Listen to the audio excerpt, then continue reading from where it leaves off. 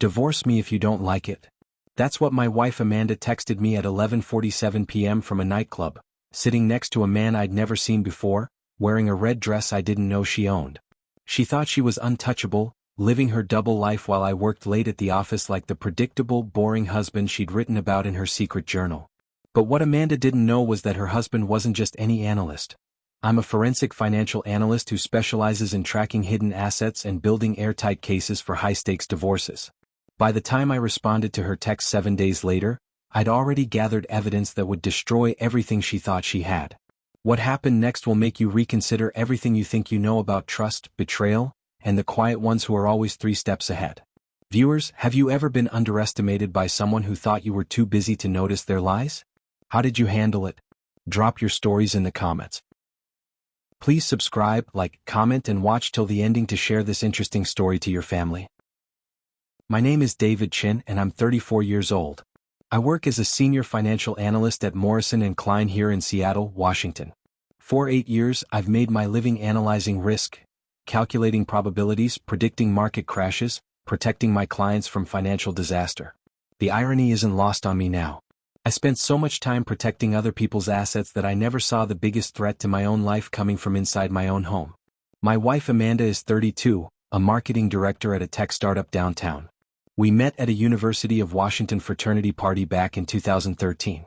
She was different from everyone else there, sharper, more ambitious, challenging in the best way. We married at 26, bought our dream Craftsman house in Queen and 3 years ago with windows overlooking the city lights. Everyone called us the power couple. Our friends envied us. Our parents bragged about us. Perfect jobs, perfect house, perfect marriage. But perfection is just another word for blindness. It's 11:47 p.m. on a Thursday night, and I'm finishing a quarterly report in my home office when my phone vibrates across the desk. The blue light from my computer screen makes everything look cold and clinical. Amanda's been at what she called a team-building event since 6 o'clock. The text preview glows on my screen, and each word lands like a punch to my gut. At Azure Lounge with the team. Met some interesting people. You're always working anyway. Divorce me if you don't like it. I read the message 3 times, my hands trembling slightly. Not, love you. Not, home soon. Divorce me if you don't like it. The casual cruelty of those words feels deliberate, calculated to hurt. There's a photo attached and I tap it with my thumb even though every instinct tells me not to. Amanda's wearing a red dress I've never seen before. Low-cut, expensive-looking, the kind of thing she'd normally show me excitedly when she bought it. She's sitting close to a man I don't recognize, his hand visible on the table near hers. Too close for colleagues. Too comfortable for strangers. My father cheated on my mother when I was 16. I watched her confront him with tears and screaming, watched him deny everything until she had no choice but to accept his gaslighting or leave. She stayed for 2 more miserable years before he finally left her anyway. I remember her sitting at our kitchen table, staring at nothing, and saying the worst part wasn't the cheating itself. It was realizing she'd been living in a completely false reality, that every "I love you" for months had been a lie. I swore I'd never be that blind, that powerless. I don't respond to Amanda's text. Instead, I open our shared phone plan account on my laptop. Call logs, data usage, location history, all available with a few clicks. My analyst brain kicks into gear, cold and methodical. The location data loads and my stomach drops. Azure Lounge appears 7 times in the past month. Always Thursday nights. Always until past midnight. Please don't forget to subscribe. She comes home at 2 in the morning. I'm lying in bed with my eyes closed, pretending to sleep, listening to her stumble slightly in the doorway. There's a smell clinging to her, expensive cologne that definitely isn't mine, something woody and aggressive. She doesn't even glance at me. She walks straight to the bathroom and I hear the shower turn on. The water runs for 20 minutes. She's washing away evidence, I think. Washing away him. When Amanda started her new job 6 months ago, she called it her dream opportunity. More money, a director title, exciting projects with cutting-edge tech companies. But with the promotion came late nights and weekend strategy sessions and a growing distance I convinced myself was normal. Successful couples support each other's ambitions, right? When I'd ask about her day, she'd wave her hand dismissively. Just work stuff, babe. You wouldn't understand the tech world. I let it slide because I was busy too, working 70-hour weeks during merger season. That was my first mistake, thinking her distance was about work stress rather than work itself. The next morning, Friday, she kisses my forehead before leaving at 8 o'clock. "Feel better, honey?" she says sweetly, noticing I'm still in bed. I texted my boss earlier claiming food poisoning. It's the first sick day I've taken in 3 years. Amanda smiles at me like nothing happened, like she didn't text me about divorce 12 hours ago, like she didn't come home reeking of another man. The disconnect is absolutely chilling. Once her car pulls out of the driveway, I'm at my laptop within seconds. I check our credit card statements first, scrolling back 3 months with growing dread. There are charges I don't recognize. Dinner at Canlis, one of the most expensive restaurants in Seattle, on a night she told me she was working late. A hotel room at the Four Seasons downtown 2 weeks ago when she claimed she was at a conference in Portland. I'd even called her that night to say goodnight, and she'd answered slightly breathless, saying she was just getting back to the room after drinks with clients. Premium lingerie purchases from a boutique in Bellevue, over $400 worth. She never wore any of it for me. I find her iPad tucked in her nightstand drawer, the one she barely uses anymore. My heart pounds as I open it.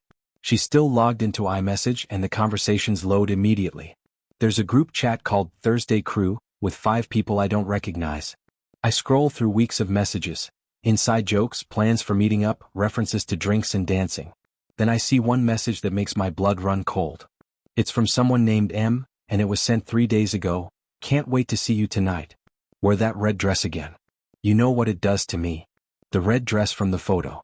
Someone specifically asked her to wear it. This wasn't a spontaneous night out. This was planned, orchestrated, intentional. Please don't forget to subscribe. Friday evening, Amanda comes home with Thai takeout and a bright smile.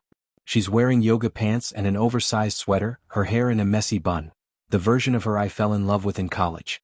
She suggests we watch a movie, something we haven't done in months.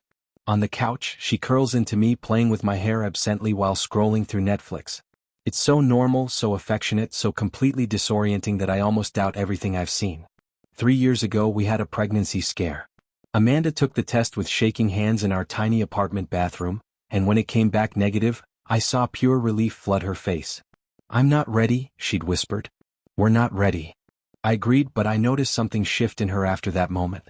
She started talking about her career more intensely, about making something of herself, about not becoming just a wife and mother, like her own mom. I supported her ambitions completely. I never realized those ambitions had slowly stopped including me in the picture. "How was your team event last night?" I asked casually, keeping my voice light. "Oh, it was fine. Boring actually. Just the usual corporate bonding stuff. You know how those things are." She doesn't even blink. The lie flows out effortlessly. "Who did you hang out with?" "Just Sarah from product and Tom from sales.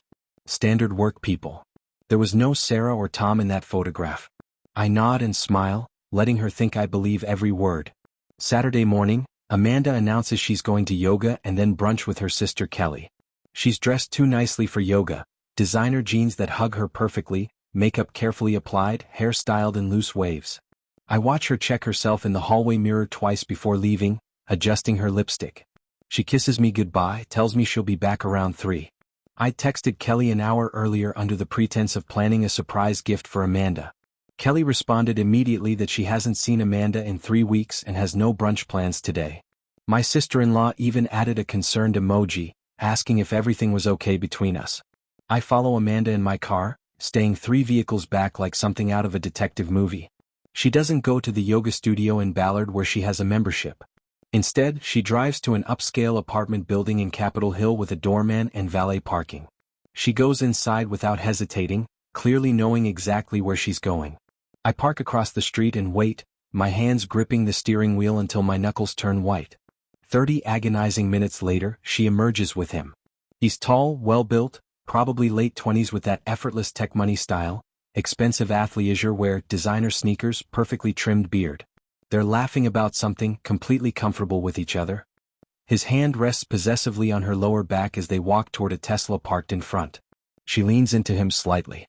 That casual intimacy hurts more than anything else. Please don't forget to subscribe.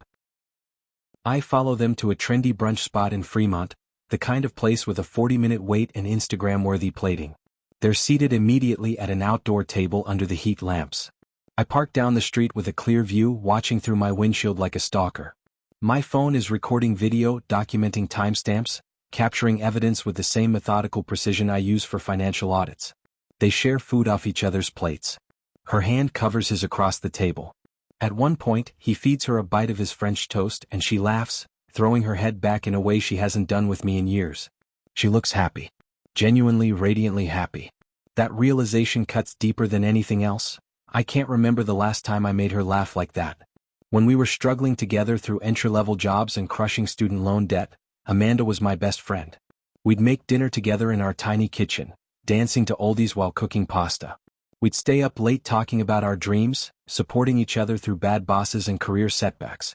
When I finally got my position at Morrison & Klein 5 years ago, she threw me a surprise party and cried happy tears.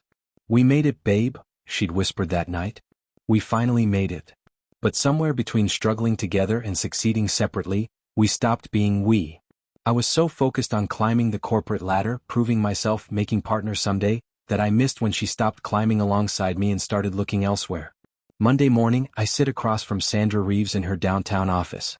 She's a former FBI agent who now specializes in marital investigations, and I've referred several clients to her over the years during messy divorces. Her desk is immaculate, her handshake firm, her eyes sharp and assessing. She knows my reputation for thoroughness. "I need to know how deep this goes," I tell her, sliding a folder across her desk containing everything I've gathered: screenshots, location data, credit card statements, photos from Saturday's brunch. Sandra flips through the materials, her expression professionally neutral, though her eyebrows rise slightly. "This is some of the most thorough preliminary documentation I've seen from a client. You could teach my investigators a thing or two, David." "I analyze risk for a living," I say quietly. "I just never thought I'd have to analyze my own marriage." She nods, understanding in her eyes. "Give me 3 days. I'll get you answers." Those 3 days feel like 3 years. I go through the motions at work, attending meetings and reviewing portfolios while my mind spins endlessly. At home, Amanda continues her performance of normalcy. We have dinner together. We discuss mundane things like whether we need to hire someone to clean the gutters. She complains about a difficult client at work. Every word feels like fiction now, a script she's reading from a play I'm no longer part of. Wednesday evening, Sandra calls. "I have your report. You need to come to my office. Bring tissues if you're the crying type. Please don't forget to subscribe." Sandra's report is 43 pages long. I sit in her office conference room reading it while she watches me carefully, probably assessing whether I'm going to break down. I won't. My grief has transformed into something colder, harder, more calculating. Amanda and Marcus, that's his name, Marcus Chin, no relation, have been involved for 4 months. He's 28, a VP at her company and her direct supervisor. They've been to hotels together at least 8 times, always on company time, sometimes during lunch breaks. They have pet names for each other: baby and gorgeous, and things that make my stomach turn. She's been lying about working late for months. Those nights she came home exhausted at 9 or 10 o'clock, smelling like office coffee, she was with him. But here's what makes my hands shake with rage. Marcus has a pattern. Sandra's investigation revealed he's done this before, twice. He targets married women in the company, pursues them intensely with expensive attention and flattery, then discards them once the thrill fades. The previous 2 women both left their husbands thinking Marcus was serious about them. Both were devastated when he dumped them within months.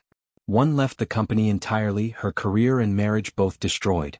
"There's more," Sandra says quietly, sliding another document across the table. "Marcus is engaged. Her name is Claire Robertson. She's a pediatric surgeon in Portland. They've been together 6 years. She has absolutely no idea about any of this. My wife is the other woman to another woman." Sandra hands me a flash drive. There's security footage from the hotel parking garage. Last Thursday night. Her voice is gentle, warning me. "You don't have to watch it if you don't want to. The timestamps and location are enough for court." I watch it anyway. I need to see the truth completely, need to kill whatever hope might still be foolishly clinging to life inside me. The video shows Marcus's Tesla parked in a dark corner of the garage. The timestamp reads 9:14 p.m. I watch Amanda get into the passenger seat. Within minutes, she's climbing over the center console, straddling him in the driver's seat. The footage is grainy but clear enough. They're not just kissing.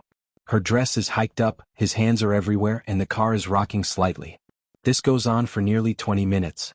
The timestamp when she finally climbs back to the passenger seat and fixes her hair in the visor mirror is 9:47 p.m. 2 hours later, at 11:47 p.m., she sent me that text from Azure Lounge. "Divorce me if you don't like it." She went from having sex with him in a parking garage to taunting me about divorce while drinking cocktails with their friends. It was calculated cruelty. I close the laptop and sit in Sandra's quiet office, staring at my wedding ring. My mother's voice echoes in my memory. The worst part wasn't the cheating. It was realizing I'd been living in a false reality. Now I understand exactly what she meant. Please don't forget to subscribe, like, comment and share for more interesting stories.